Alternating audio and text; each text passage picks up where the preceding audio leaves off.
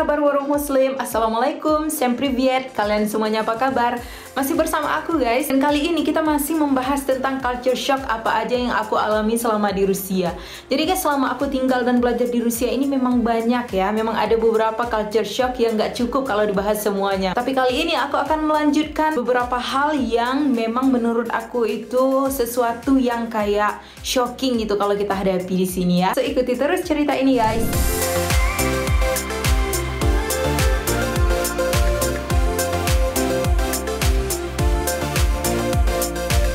Hi guys, in today's video, I want to continue the culture shock in Russia part 2. Yang pertama kali aku mau bahas hari ini tuh tentang perempuan di Rusia.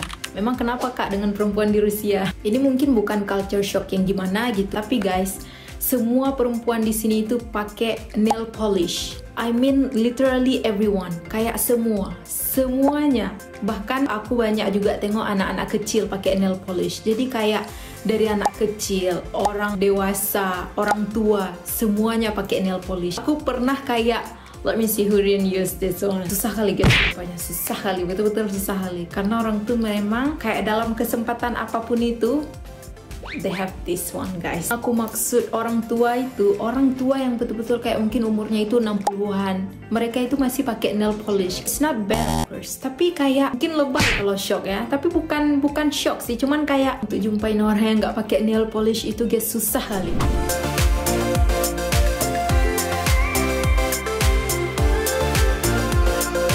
Yang kedua itu adalah kita itu nggak boleh buat perempuan itu nunggu di Rusia. Jadi kalau laki-laki itu boleh nunggu, tapi kalau perempuan itu nggak boleh. Jadi kejadiannya itu satu hari yang lalu suami aku jumpain kayak asisten dosen dia dan kebetulan beliau itu perempuan.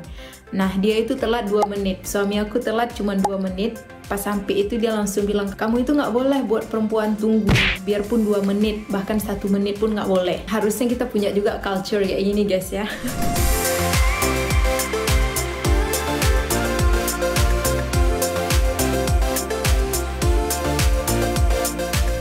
Sepatu di Rusia itu guys, kalau kita pergi ke rumah sakit, ke dokter gigi juga, ke kantor polisi dan ke kantor-kantor gitu guys, kita itu harus pakai cover sepatu dan itu disediakan oleh tempat tersebut. Jadi pas kita mau masuk ke dalam ruangan itu, kita kayak pakai dulu cover sepatunya, habis itu baru boleh masuk gitu. And this is I think good karena di sini juga kan ada musim dingin. Jadi kalau misalkan pas musim salju itu kita masuk ke ruangan kan pasti basah, becek kan. Dan kesian juga kan orang yang kerja di situ yang ngepel-ngepel itu. Jadi kalau kita pakai cover sepatu itu less dirty dan mereka juga nggak capek yang nyapunya itu. I think it's a great job.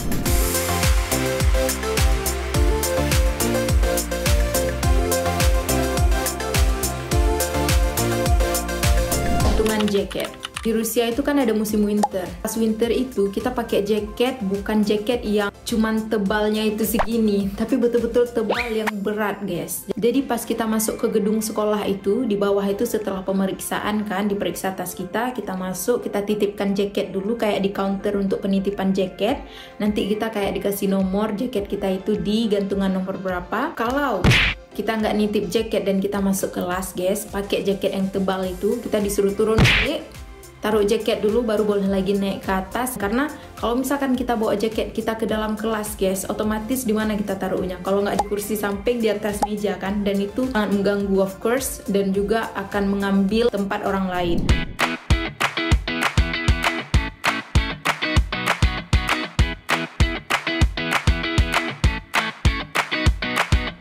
Selanjutnya hal yang membuat aku juga lumayan shock gitu guys.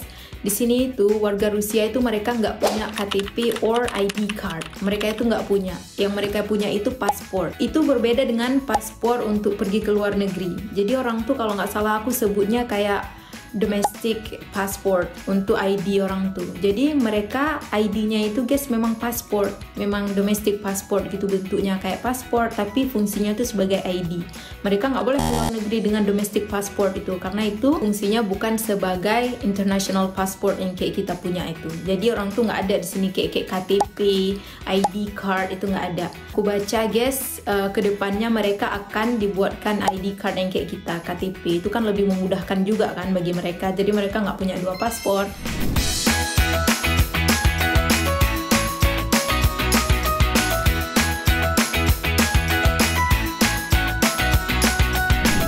tentang pengemis di Rusia.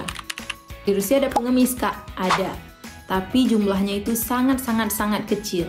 Aku guys baru berapa kali ya jumpa? 2 kali kayaknya jumpa pengemis. Jadi guys, pernah sekali kami jumpa pengemis pas mau belanja bulanan. Beliau itu udah tua kali, mungkin umurnya itu sekitar 60-an atau 65, perempuan tua gitu kan. Guys, yang lucunya, kami itu kan kasih gitu kan. Kasih uang kertas 1 dengan uang koin beberapa. Pertama kami kasih koin, habis itu pas kami kasih uang kertas dia bilang nih, dia bilang gitu kan. Enggak. Ternyata dia nggak mau nerima guys, karena bagi dia itu jumlahnya besar kali. Jadi kalau kita kayaknya kalau dikasih uang jumlah yang besar itu kalau bisa kasih lagi gitu kan. Kalau dia enggak, betul-betul dipanggil balik kami, dikasih balik uang itu. Dia bilang ini udah sangat cukup untuk saya, jadi dikasih balik. Jadi guys, dari situ aku belajar pengemis di sini itu berarti betul-betul orang yang butuh kali. Mungkin dia udah nggak tahu lagi kayak mana caranya, baru dia duduk di situ dan minta bantuan orang gitu. Aku shock guys hari itu, kayak ya dalam keadaan itu masih berbuat hal yang menurut dia itu benar gitu guys. Jadi kayak salut kita tengoknya guys.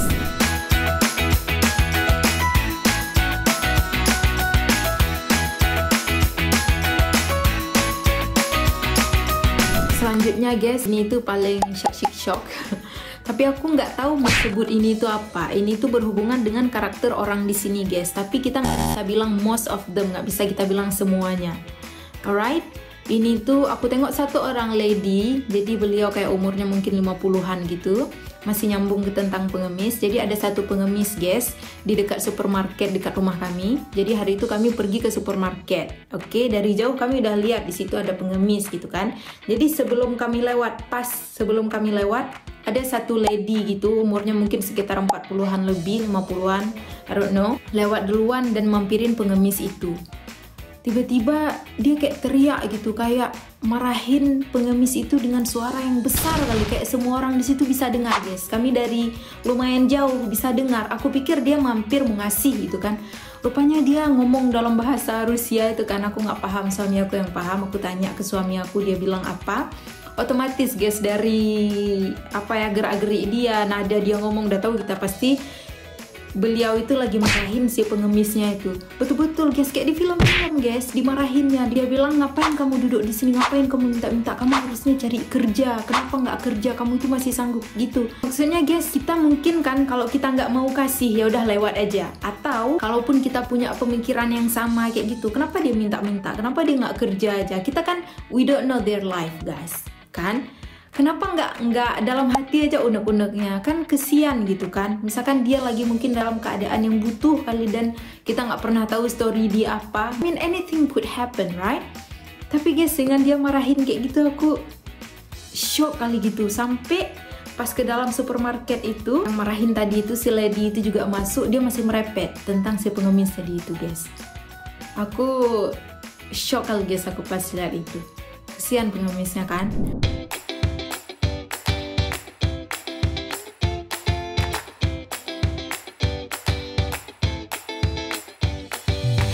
Next one, I wanna talk about VPN.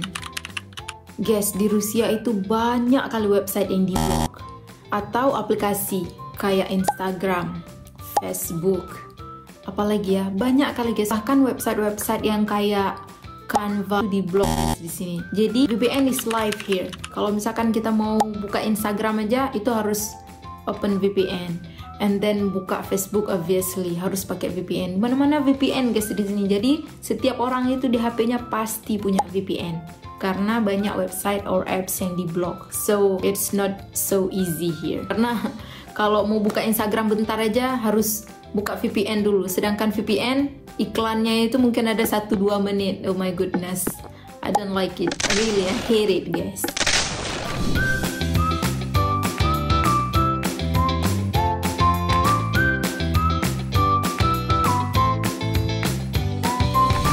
Jadi guys, pas aku pertama kali ke Rusia itu aku pikir karena jarak kita dengan Rusia itu jauh, aku pikir waktu kita akan berbeda. Ternyata guys, gimana ya cara bilangnya? Aceh, aku kan dari Aceh ya, dari Aceh Jaya. Jadi waktu Banda Aceh dengan kota yang aku tinggal sekarang itu, Krasnoyarsk di Siberia, itu persis sama. jam, menit, detik persis sama waktu kota aku dengan kota aku di Indonesia. Tapi guys, Moskow, capital of Russia, ibu kota Rusia, Moskow, dengan kota aku Banda Aceh itu beda, karena Moskow dengan Krasnoyarsk itu beda. Jadi waktu di kota aku dengan waktu di Moskow itu berbeda. Kalau nggak salah aku itu bedanya sekitar 4 atau 5 jam gitu. Jadi kalau di kota aku itu udah sore guys, di Moskow itu mungkin masih pagi menjelang siang gitu. Tapi aku bersyukur kali karena aku tinggal di sini dengan kota aku itu waktunya sama kali guys, sama dengan Indonesia persis. And it's a good thing.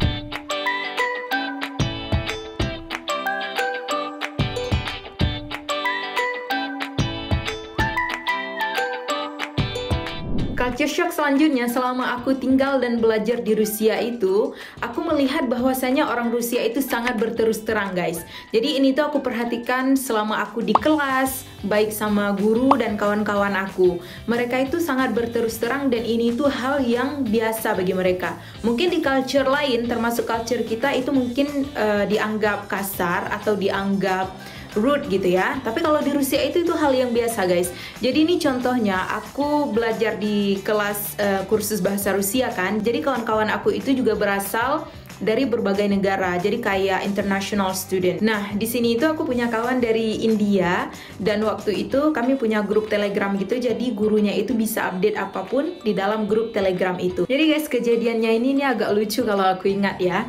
Jadi kejadiannya itu di grup Telegram aku, suatu hari guru aku itu ngupdate di grup Telegram bahwasanya kami semua harus bawa buku untuk tulis tangan bahasa Rusia. Dan buku ini itu wajib dibawa, nggak boleh lupa keesokan harinya. Nah, pas guru aku tulis itu, kawan-kawan aku jawabnya oke, yes, noted, something like that. Tapi ada kawan aku satu dari India nih, dia jawabnya kayak yes, queen, gitu kan, iya ratu, gitu. Dia balas ke guru aku ini. Dan ternyata pesan itu guru aku nggak suka. Guru aku itu menganggap itu sebuah mungkin olokan, ejekan dan sebagainya.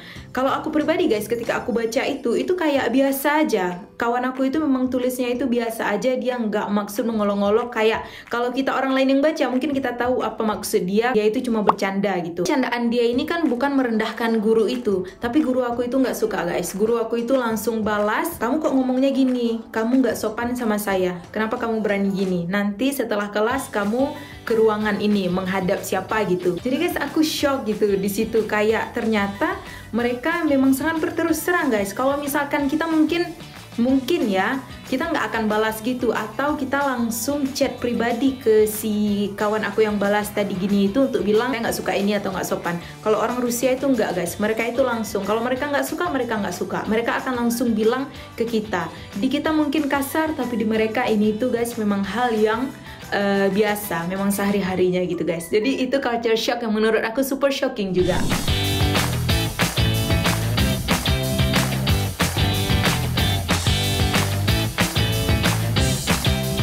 Culture shock selanjutnya yang aku jumpai selama aku di Rusia itu guys, orang Rusia ini sangat-sangat tertib. Jadi kalau misalkan ada aturan-aturan yang ditetapkan di satu tempat atau satu lingkungan gitu, mereka sangat mematuhi aturan-aturan yang ada. Misalnya guys, aku jarang kali di sini lihat orang Rusia yang nerobos selalu lintas. Atau contoh lainnya, ini yang sering aku alami di sini, misalkan kita pergi ke satu tempat, misalkan rumah sakit atau beberapa perkantoran. Di sini tuh kalau di musim salju kita masuk ke ruangan-ruangan ini, kita akan disediakan plastik untuk mengcover sepatu kita. Karena kan di musim salju itu kadang becek, basah. Jadi mereka nggak mau ruangan-ruangan itu kotor dan juga yang membersihkan itu capek gitu kan. Nah, di pintu masuknya itu selalu ada plastik yang untuk mengcover sepatu kita. Jadi pas kita masuk ke ruangan itu kita langsung pakai plastik itu di sepatu kita, baru kita boleh masuk ke ruangan gitu. Nah, di sini aku lihat nggak ada yang melanggar satu orang pun guys. Semua orang yang masuk itu pakai dulu cover sepatu baru masuk ke dalam ruangan tersebut. Banyak hal-hal lain kayak buang sampah, itu juga aku jarang banget lihat orang yang buang sampah yang bukan tempat sampah. Dan yang paling penting guys, ini aku memang sangat menotis merokok. Biarpun orang di sini itu banyak orang yang merokok, tapi mereka itu tidak merokok di tempat-tempat yang memang nggak boleh merokok. Dan itu memang nggak ada yang langgar gitu. Bahkan biarpun pas aku makan di warung, itu nggak ada yang merokok guys satupun di situ. Jadi intinya menurut aku ini shocking gitu, culture shock, tapi bagus gitu ya. orang itu memang sangat-sangat mematuhi aturan yang ada. Makanya kayak pemerintahnya itu jadi mudah atur semuanya gitu ya. Mudah semua orang itu untuk diatur dan buat lingkungan atau city atau bahkan negaranya itu jadi lebih bagus ya karena mereka itu mudah diatur gitu.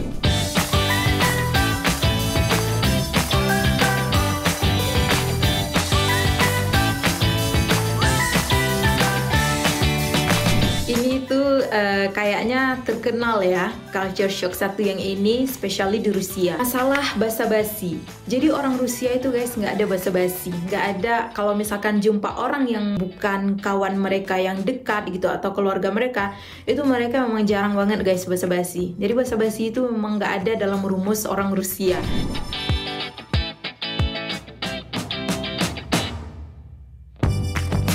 Nah, ini yang paling penting, yang paling shocking juga guys. Jadi aku ke Rusia itu kan pada tahun 2024. Nah, kalian tahu kan peperangan yang terjadi di Rusia itu? Selama itu terjadi guys, pada tahun 2022 itu banyak sanksi-sanksi yang diterapkan di negara Rusia oleh negara-negara lain. Jadi, selama di Rusia ini guys, banyak sosial media itu diblok. Kayak misalkan Facebook, Instagram, Google, yang sekarang ini yang paling baru ini itu YouTube. Jadi ini sosial media itu diblok semuanya guys, TikTok apalagi. Jadi kalau misalkan kita mau buka sosial media ini, kita harus menggunakan VPN. Selain pemblokiran sosial media, di Rusia itu juga guys, brand-brand internasional juga keluar dari bisnis di Rusia selama sanksi ini terjadi pada tahun 2022. Akan tetapi yang susahnya itu selama adanya sanksi ini, sistem international payment itu juga nggak bisa dipakai lagi di Rusia. Jadi ini untuk kalian, kalau kalian mau ke Rusia, mau berlibur ke sana, kalian itu harus make sure bahwa kalian punya cash untuk bayar apa-apa di Rusia, atau kalian punya bank Rusia yang pakai Mir system. Itu yang Rusia setujui di sana. Karena kalau misalkan kalian pakai Mastercard, Visa, PayPal, itu nggak berlaku lagi sama sekali di Rusia selama sanksi ini ada di sana. Jadi guys, selama sanksi di Rusia ini banyak hal-hal yang berubah di Rusia. Mulai dari social media, pemblokiran international system payment, dan juga brand-brand internasional yang keluar dari Rusia. Tapi kalian itu nggak perlu khawatir karena Rusia itu menurut aku negara yang mereka itu bisa bangkit dari masalah-masalah yang mereka punya. Jadi biarpun brand-brand ini keluar, mereka punya semuanya brand pengganti. Juga dengan sistem paymentnya, mereka punya Mir sistem payment. Social media, mereka bahkan punya social media sendiri. Mereka punya VK untuk Facebook, mereka juga punya Telegram yang bisa dipakai.